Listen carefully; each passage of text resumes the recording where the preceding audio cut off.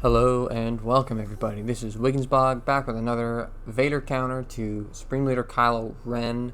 So there's been a couple of videos popping up with Traya lead, so I figured I'd give it a try. It took a while to get, but I finally got it, and I was able to take out a full First Order team with double tanks, First Order Stormtrooper, and crew. I've gotten a lot of requests for trying to find a counter to this team, and finally got it. So a few things different from before, from the previous strategy for other teams. So you're going to want to isolate Stormtrooper because he'll toss up a taunt later on and he'll dispel debuffs, and if you have a shock on him, he'll dispel that, and that could cause a little mess for you. Again, so when you pop your Merciless, you want to do the Force Crush on crew so that he doesn't counter, and then kind of go one by one after that. So you'll see that I did a Culling Blade there. You'll see in the next video against one with Sith Trooper, you actually don't need to Culling Blade the first round. I find it better to just try to land the ability block on Sith Trooper or whoever that next person is, mainly because without Vader's lead and without Watt's tech, you won't be doing as much damage with Vader. So the biggest thing is that you're likely not going to be able to Culling Blade Sith Trooper or anybody else out in that first round.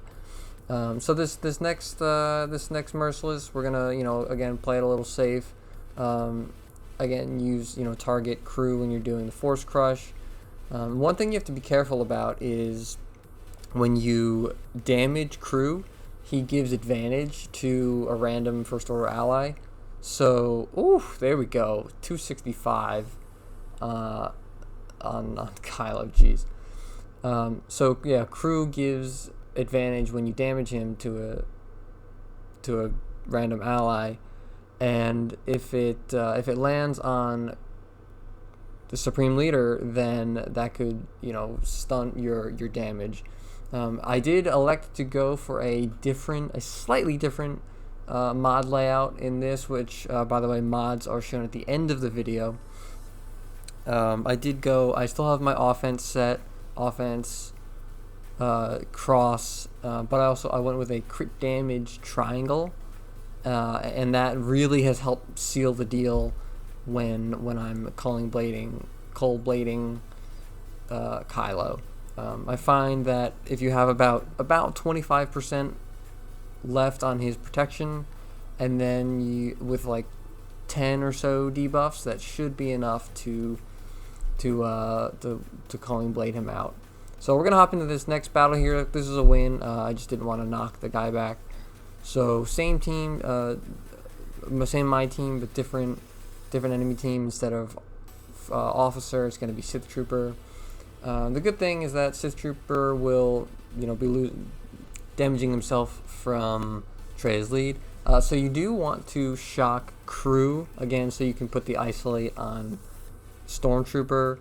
I like to give the cooldown decrease to Thrawn so that you can swap turn meter again after he comes out of Fracture, and that'll be really necessary when that happens, and you give it over to Vader. So big thing, yeah, you want to. I like to go with the ability block instead of the Culling Blade, and to make sure that Sith Trooper does not get off any his AoE or his cleanse, because that's a big deal. So yeah, he comes out of that. Ability block him again, and again, you really want to get Kylo to a max. Like the maximum you can have him at is about 25% protection left. Obviously, the lower the better, and if you have just health, then that's great. So Thrawn comes out of his Fracture, immediately can swap turn meter.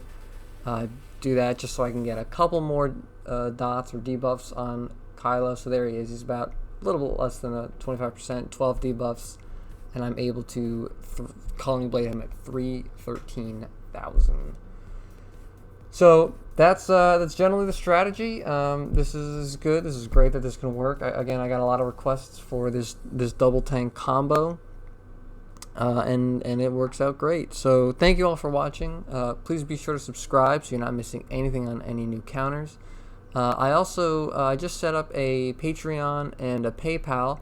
So for anybody who, obviously it's elective, but if you would like to donate, please feel free to do so. Any amount is amazing. All you guys' support has been fantastic this entire time.